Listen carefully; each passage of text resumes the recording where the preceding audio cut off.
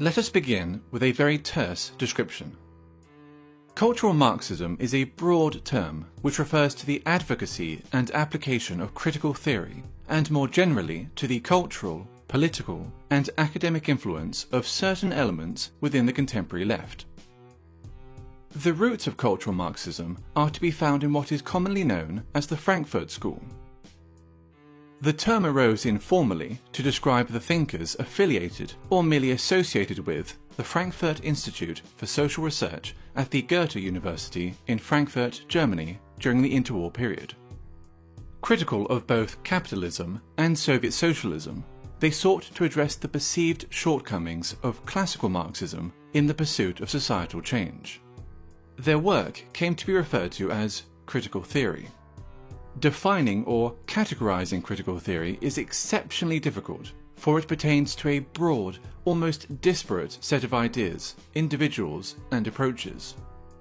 The underlying and enduring aspect of critical theory, common to all its offshoots, nonetheless, is the creation of interdisciplinary theories that might serve as instruments of social transformation. During the 1960s, the Frankfurt School critical theory gained traction with some segments of the left-wing and leftist thought in both Europe and North America. Today, its influence is felt throughout Western academia, dominating the social sciences and humanities. Gender studies and whiteness studies being two such examples. One of the most influential critical theorists and an original member of the Frankfurt School was Herbert Marcuse. A cursory glance at any paragraph written by Marcuse will set alarm bells ringing for anyone even remotely familiar with the current culture of intolerance on college and university campuses. Consider the following passage from his 1965 essay, Repressive Tolerance. The small and powerless minorities which struggle against the false consciousness and its beneficiaries must be helped.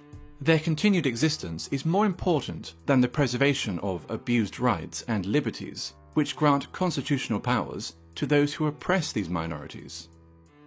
Social justice, feminism, neo-progressivism, and post-colonialism, to name but a few, are all movements inspired by or born out of critical theory, and thus all come under the umbrella of cultural Marxism. Be it gender, sexual orientation, family, race, culture, or religion, every aspect of a person's identity is to be questioned, every norm or standard in society challenged, and ideally altered in order to benefit supposedly oppressed groups. Classical Marxism saw class conflict as occurring between the bourgeoisie and the proletariat, between the haves and the have-nots. Cultural Marxism views such a conflict as existing between the oppressed and the oppressors, between those with privilege and those without it. The working class has been replaced by minorities. Majority groups are typically defined as privileged and oppressive, with minority groups accordingly labelled underprivileged and oppressed. Heterosexuals are oppressive. Cisgender people are oppressive. Whites are oppressive, especially white men. Christians are oppressive. Those that do not fit into these groups are thus considered oppressed. It stands to reason, therefore, that if heterosexuals are oppressors, the solution is to encourage other forms of sexuality. If whites are oppressors, the solution is racial diversity. If cisgender people are oppressors, the solution is to encourage transgenderism. If Christians are oppressors, the solution is to propagate Islam. Theodor Adorno, another original member of the Frankfurt School, wrote a book entitled The Authoritarian Personality, in which he defined parenthood, pride in one's family, Christianity, adherence to traditional gender roles and attitudes towards sex, and the love of one's own country as pathological phenomena.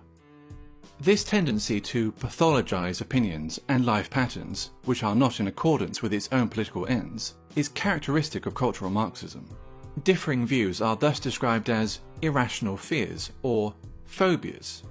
For example, a person who feels uncomfortable living as a minority in an area dominated by Muslim migrants may be decried as an Islamophobe, since wishing to live amongst those culturally and ethnically similar to oneself is considered sick and phobic.